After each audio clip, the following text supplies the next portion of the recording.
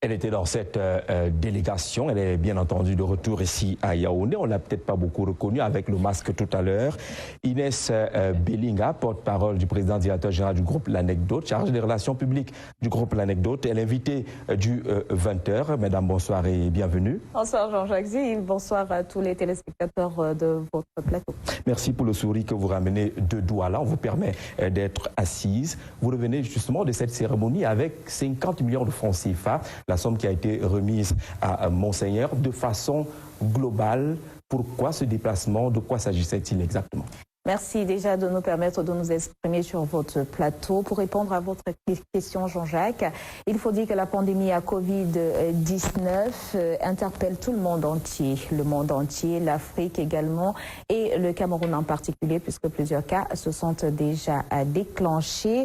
Chacun doit donc mettre la main à la pâte pour venir à bout de ce mal, effectivement, qui a de nombreux inconvénients dans notre environnement social, environnement professionnel, entre autres. Et effectivement, il est appréciable et même louable de savoir ou de voir que Monseigneur Samuel Cléda, archevêque métropolitain de la ville de Douala, a fait une trouvaille qui réussit déjà à stabiliser certains malades, d'après les témoignages. Et comme vous avez pu le constater, il l'a fait de manière gratuite, mais on est conséquent et on sait qu'il n'a pas toujours assez de moyens pour pouvoir produire en quantité ce produit et pouvoir organiser ses recherches. C'est la raison pour laquelle le président directeur général a décidé de l'accompagner dans cette démarche noble qui vise effectivement à sauver des vies, et on le dit, sauver des vies gratuitement. Vous avez pu le constater, et après sa reconnaissance, il a indiqué que cette somme d'argent va permettre d'avoir une idée sur le nombre de jours que le virus résiste dans le corps après avoir consommé le médicament mis à la disposition des uns et des autres. Il s'agit donc de faire des tests approfondis, et il a révélé qu'aucune recette n'avait été donnée, que ce soit à la presse ou même à Internet. Il est question de mettre cette trouvaille entre les mains des scientifiques le moment venu, et donc il faut respecter cette démarche. Les mesures préventives, comme on dit, les mesures barrières, sont préventives à titre préventif et non à titre curatif. Et on constate effectivement que les gens déjà atteints du Covid-19 ont besoin d'espoir. Et ce traitement proposé par Monseigneur Samuel Cléda peut être considéré comme étant cet espoir-là en ce qui concerne véritablement le Cameroun. Et c'est dans cette mesure que le PDG a décidé d'apporter une fois de plus son soutien aux différents Camerounais à travers, en passant par cette trouvaille. Il s'agit pour lui d'être solidaire, vivant, de penser vivant, d'être utile, vivant à tous les Camerounais. D'être donc utile avec cet acte et cette œuvre saluée et bénie par le Monseigneur Samuel Cléda. Vous avez parlé justement de cette fausse prescription qui fait le tour des réseaux sociaux. Monseigneur Cléda a démenti. Parlant justement de ces réseaux sociaux, le président directeur général du groupe L'Anecdote a été traité par certains oiseaux qui sont tapis dans les réseaux sociaux, de ne pas être suffisamment humain, d'avoir mis au chômage certains de ses collaborateurs au nom du Covid-19. Jean-Jacques, je pense qu'il faut commencer par faire une différence entre un licenciement et des congés techniques ou un congé technique. En ce qui concerne le groupe L'Anecdote, il s'agit de congés techniques qui ont été donnés à quelques-uns des collaborateurs. C'est l'une des mesures, je dis bien l'une des mesures temporaires qui ont été prises par le top management pour protéger ces personnels-là, pour limiter la propagation de la pandémie à Covid-19 au sein du groupe L'Anecdote.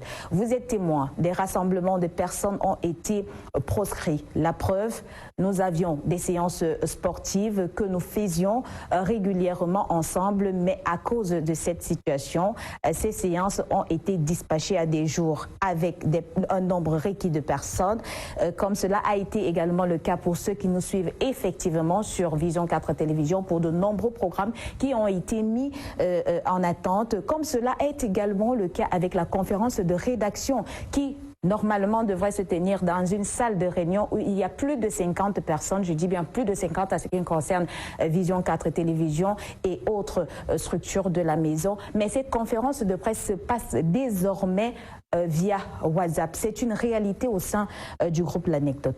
Celui qui a tout fait, effectivement, d'aller exhiber cette nouvelle que je mets entre guillemets sur la toile n'a aucune idée de la réalité au sein du groupe L'Anecdote. Il s'agit donc d'un cas de force majeure qui a entraîné certaines mesures comme celles que j'ai citées.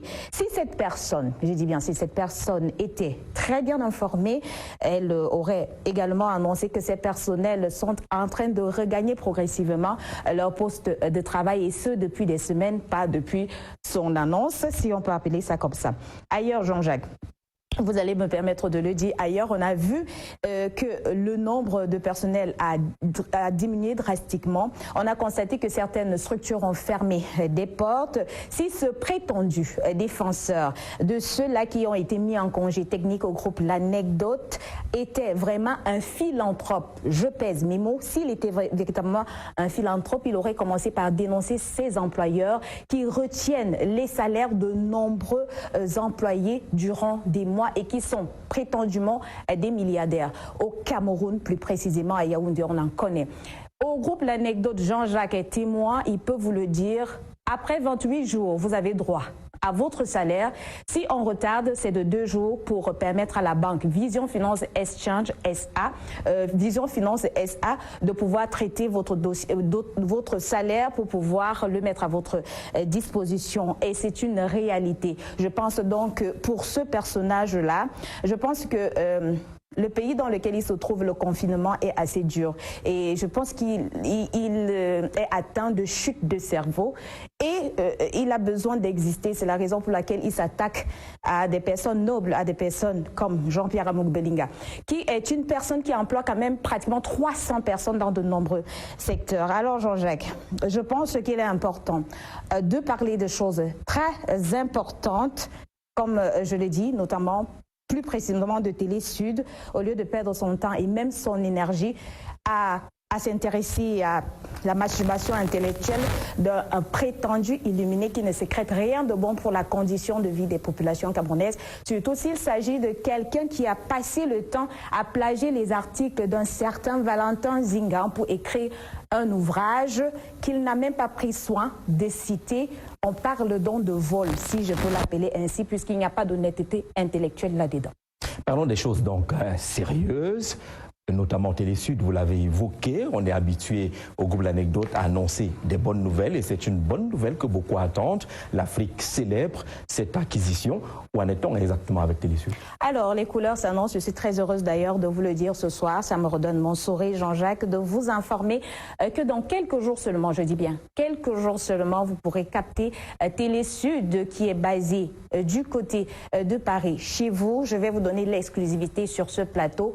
Ce sera à partir du 18 mai 2020. 18 mai 2020. Retenez cette date-là. Il faut le dire, Télé Sud, avec son leitmotiv, informer, décrypter et raconter, est une chaîne qui se veut de plus en plus présente pour accompagner les efforts, mais davantage pour un monde meilleur.